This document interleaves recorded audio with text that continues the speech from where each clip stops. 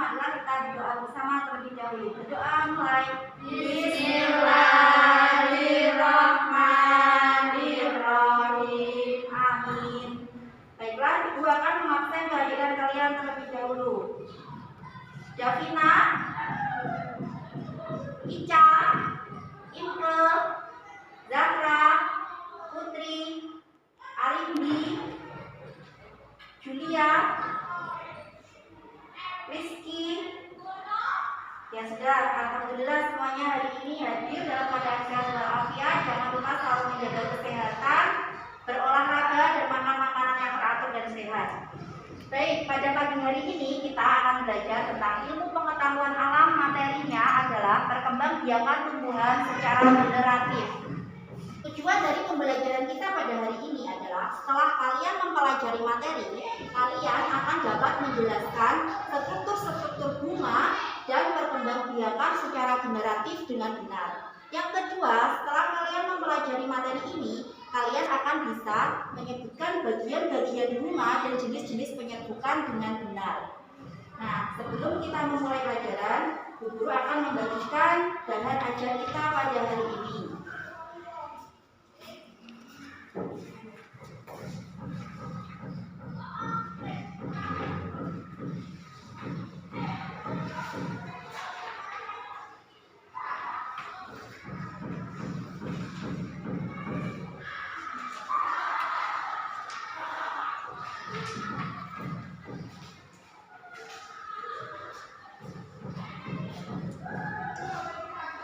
Nah, selanjutnya sebelum kalian memperhatikan sambil membaca bahan ajar, perhatikan ke depan.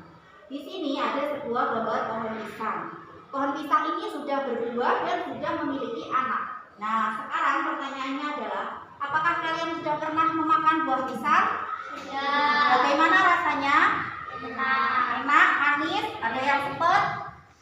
Nah, selanjutnya bagaimanakah cara perkembangbiakan pisang? Bagaimana, ada yang tahu? Ini dengan tunas. Nah, selanjutnya bagaimanakah perkembangbiakan tanaman dengan yang lainnya? Apakah tunas atau yang lainnya? Ada yang tahu? Baiklah, jika belum tahu kita akan mempelajari sekarang. Nah, perhatikan. Materi ini adalah tentang perkembangbiakan tumbuhan dan hewan. Namun yang kita bahas adalah tentang perkembangbiakan tumbuhan secara generatif saja. Perkembangbiakan secara generatif adalah perkembangbiakan dengan cara kawin. Nah, diperhatikan lagi. Di sini ada sebuah peta konsep tentang perkembangbiakan tumbuhan. Yang akan kita pelajari tentang perkembangbiakan tumbuhan secara generatif atau dengan cara kawin. Tumbuhan yang melakukan perkembangbiakan dengan cara kawin atau generatif itu dapat terjadi hanya pada tanaman yang memiliki bunga. Karena apa? Pada bunga itu nanti akan terjadi penyerbukan dan pembuahan. Lanjut. Nah, ini perkembangbiakan tumbuhan generatif ditandai dengan terjadinya suatu tumbuhan baru yang disebabkan oleh proses penyerbukan. Nah, proses penyerbukan itu sendiri apa? Ada yang tahu, angkat tangan. Proses penyerbukan, belum tahu? Proses penyerbukan itu adalah jatuhnya benang sari atau alat kelamin jantan pada kepala putik atau benang sari atau alat kelamin betina. Nah, perhatikan. Ini gambar bunga. Bagian-bagiannya ada mahkota, ada kepala sari atau benang sari, ada putik, ada kelopak bunga, ada dasar bunga, dan tangkai bunga. Nah, itu adalah bagian-bagian bunga. Selanjutnya, bunga berdasarkan kelengkapannya itu dibedakan menjadi dua kelengkapan bagian-bagiannya. Yang pertama adalah bunga apa ini, Chan? Hah? Bunga lengkap dan bunga tidak lengkap.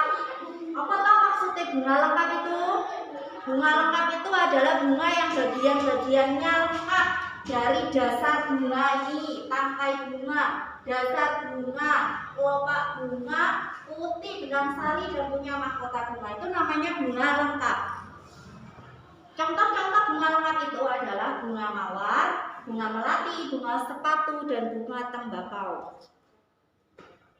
Dilanjutkan yang kedua, yaitu bunga tidak lengkap. Kalau tadi sudah dijelaskan tentang bunga lengkap, sekarang bunga tidak lengkap. Ada yang tahu bunga tidak lengkap itu yang bagaimana? Ini kan ada, bisa dibaca.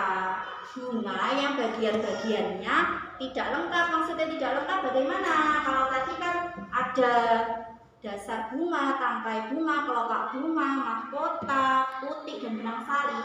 Kalau bunga tidak lengkap itu bagian-bagiannya tidak lengkap. Contohnya bunga kamboja.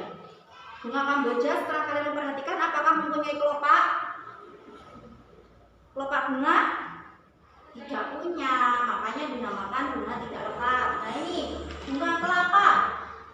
Setelah dilihat, apakah mempunyai putik atau benang sari lengkap?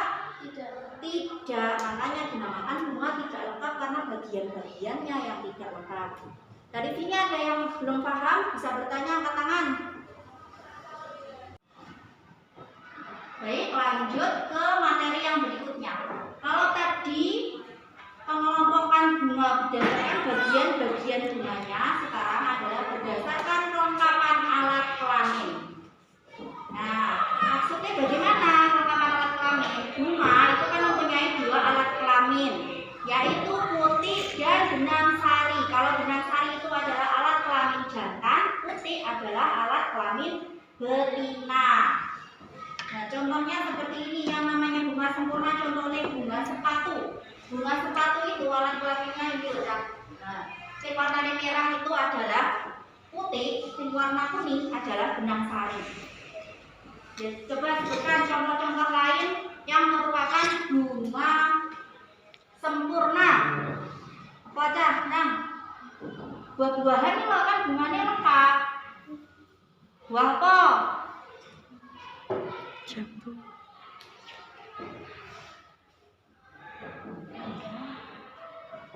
Ayo, bunga apa? Sudah paham berarti? Kan bisa toh bunga mangga, bunga rambutan, bunga buah-buahan, pasti memiliki bagian bunga sempurna atau bagian alat kelamin mesti lengkap. Contohnya lain yaitu ini bunga tulip, bunga sepatu, dan bunga pada buah-buahan. Ada yang tanya enggak? Lanjut, yaitu bunga tidak sempurna. Kalau tadi alat kelaminnya itu lengkap, punya dua, yaitu alat kelamin jantan dan alat kelamin betina. Yang sekarang adalah hanya punya salah satu alat kelaminnya saja, punya putik saja atau punya benang saja, benang sari saja. Nah, contohnya ini ada tanaman bunga salak dan bunga pepaya. Pada bunga tidak lengkap, bunga tidak lengkap adalah bunga yang hanya memiliki salah satu alat kelamin saja. Yang pertama putih atau yang kedua benang sari saja. Contohnya yaitu pada tanaman bunga salak dan bunga pepaya. Pada bunga salak itu salah satu pohon hanya memiliki putih saja atau di pohon yang lain memiliki benang sari saja. Nah, nanti mereka biar bisa menjadi buah salak, maka harus dipertemukan dulu putih dan benang sarinya. Nah, itu nanti akan masuk ke materi penyerbukan setelah ini. Dari sini ada yang bertanya? Sudah paham semua ya? Berarti nanti ganti kuliah yang tanya. Lanjut, nah ini dia jenis-jenis penyerbukan. Apa tahu penyerbukan itu? Ayo dilihat nih, apa penyerbukan? Jatuhnya kepala sari atau benang sari di kepala putik. Benang sari ini yang warnanya kuning-kuning melocah nengge bunga sepatu, lah itu nempel nengge putik yang warna merah, itu namanya penyerbukan. Akhirnya menjadi pembuahan, terus pada buah-buahan bisa jadi buah. Nah, itu karena adanya proses penyerbukan, jatuhnya kepala sari ini putih, akhirnya jadi buah, terus isinya dibuang atau ditanam jadi tumbuhan baru. Nah, itu namanya perkembangbiakan. Akhirnya ada tanaman baru sehingga tumbuhan itu tidak akan punah. Ayo kembali ke sini. Gambar ini yang pertama adalah jenis penyerbukan sendiri. Yang namanya penyerbukan sendiri itu yang bagaimana? Jadi dalam satu bunga itu ada putik dan benang sari kan. Nah, benang sari itu jatuh di kepala putik bunga itu sendiri, itu namanya penyerbukan sendiri. Ada yang bertanya? Enggak ya? Yang kedua, penyerbukan tetangga. Bagaimana kalau maksudnya penyerbukan tetangga? Misalnya dalam satu tangkai ada 2 bunga. Nah, benang sari dari bunga yang ke satu ini jatuh di bunga sebelah. Nah, itu namanya penyerbukan tetangga. Paham? Dilanjutkan yang ketiga, yaitu penyerbukan silang. Penyerbukan silang itu adalah misalnya ada pohon mangga dan pohon mangga, berbeda pohon, ada 2 pohon mangga. Nah, benang sarinya di pohon satu jatuh di putiknya di pohon mangga yang kedua. Itu namanya penyerbukan silang. Dilanjutkan yang keempat, yaitu penyerbukan basta. Penyerbukan basta itu adalah misalnya ada 2 pohon, yang satunya adalah pohon mangga, yang satunya adalah pohon rambutan. Nah, itu nanti misalkan benang sarinya pohon mangga jatuh di putiknya bunga rambutan. Nah, itu namanya adalah penyerbukan basta, yaitu penyerbukan yang berbeda jenis atau pohonnya. Ada yang tanya? Ya. Lanjut, materi selanjutnya yaitu perantara penyerbukan. Jadi penyerbukan itu jatuhnya kepala sari di putik itu ada 4 cara ya. Yang pertama melalui bantuan serangga, contohnya pada tanaman buah-buahan. Ada tawon lebah nempel di satu bunga, terus geser ke bunga sebelah. Nah, itu namanya adalah penyerbukan yang dibantu dengan serangga. Mengerti? Ada yang tanya? Ada bingung? Lanjut. Yang kedua, penyerbukan dengan bantuan angin. Coba diperhatikan ini gambar. Ada gambar pohon jagung. Nah, pohon jagung itu penyerbukannya sampai menjadi buah jagung itu karena adanya bantuan angin. Jadi benang sarinya itu jatuh di kepala putik karena ada angin. Itu ya. Lanjut yang ketiga, bantuan manusia. Kenapa kok membutuhkan bantuan manusia? Karena benang sari itu tidak bisa jatuh sendiri di putiknya. Contohnya pada tanaman vanili dan salak. Jadi harus dibantu dengan manusia. Benang sarinya ditempel-tempelkan ke putik dari pohon itu. Nah, itu maksudnya bantuan manusia. Dari sini ada yang bertanya? Belum paham? Yang terakhir adalah dengan bantuan air. Nah, jadi proses penyerbukan itu terjadi melalui bantuan air. Benang sarinya jatuh di air, terus terbawa arus, nempel di putik yang lain. Akhirnya terjadi pembuahan. Mengerti? Ada yang bertanya? Pinter semua. Lanjut. Yang terakhir yaitu materi tentang pembuahan. Apa itu pembuahan?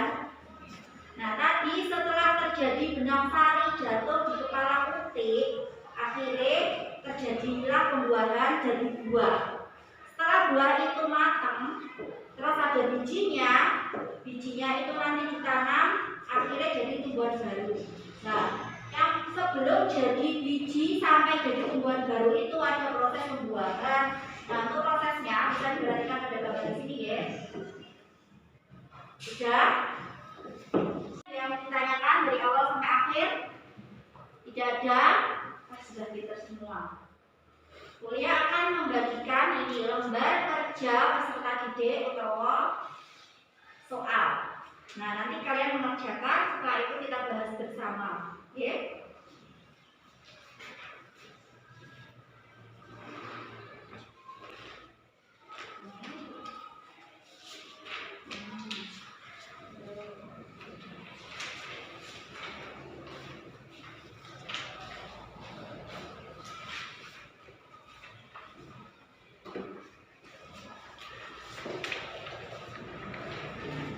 Diperhatikan soalnya itu, ayo kita dikerjakan. Waktu 5 menit, setelah itu dikerjakan. Baik anak-anak, kalian sudah selesai mengerjakan tugasnya dalam LKPD ya. Nah, sekarang kita cocokkan dulu. Perhatikan di sini, nanti kalian cocokkan dengan jawaban kalian. Nah, tadi disuruh menyebutkan bagian-bagian bunga beserta fungsinya.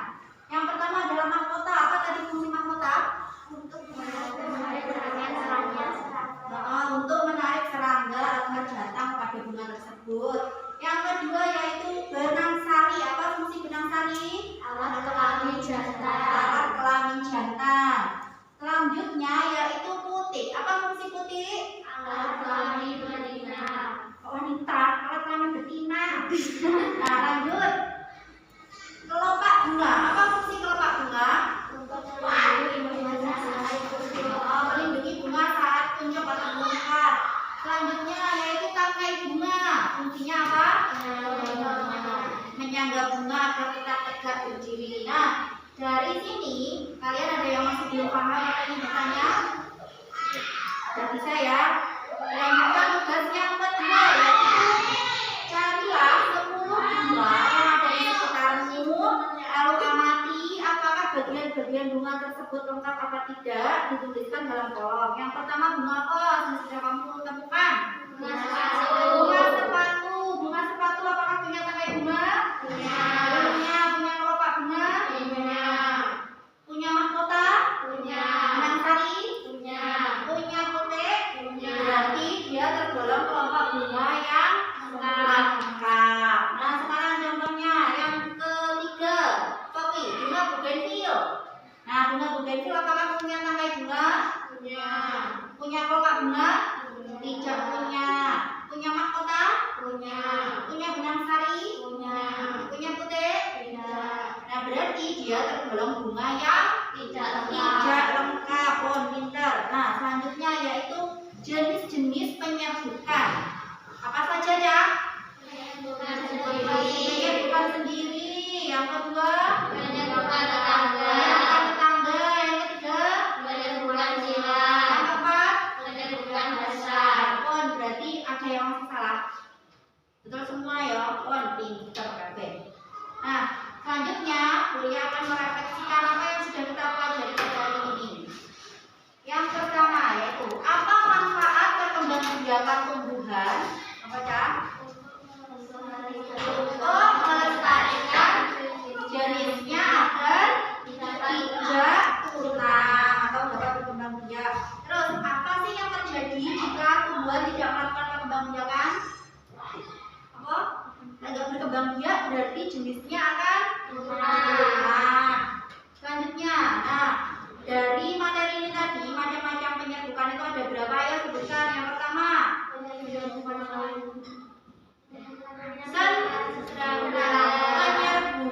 jenis-jenisnya. Ayo, pertama penyerbukan sendiri. Yang kedua penyerbukan tetangga. Yang ketiga keempat dasar. Nah, selanjutnya apa lagi? Jenis perantara penyerbukan ada 4. Apa Mom? Yang pertama dengan bantuan serangga. Yang kedua manusia. Yang ketiga angin. Yang keempat air. Berarti sama bisa Peter. Nah, selanjutnya tujuan dari pembelajaran hari ini adalah kalian mengetahui materi itu tadi, bagian-bagian bunga, terus fungsinya, jenis-jenis penyerbukan, perantara penyerbukan. Nah, dari sini semua dapat disimpulkan bahwa tujuan dari perkembangbiakan itu adalah untuk melestarikan tumbuhan itu agar tidak punah. Selain tidak punah, dia juga dapat dimanfaatkan oleh manusia untuk diambil manfaatnya. Nah, dari sini ada yang ingin bertanya lagi atau belum paham? Sudah semua ya? Baiklah, sekarang kita akan mengakhiri pembelajaran pada hari ini. Nah, sebelum diakhiri, jangan lupa kalian belajar di rumah. Besok ketika ke sekolah, kita tinggal mempelajari ulang dan ketika kalian bertanya sudah bisa menjawab, ya. Berdoa dulu, berdoa dimulai.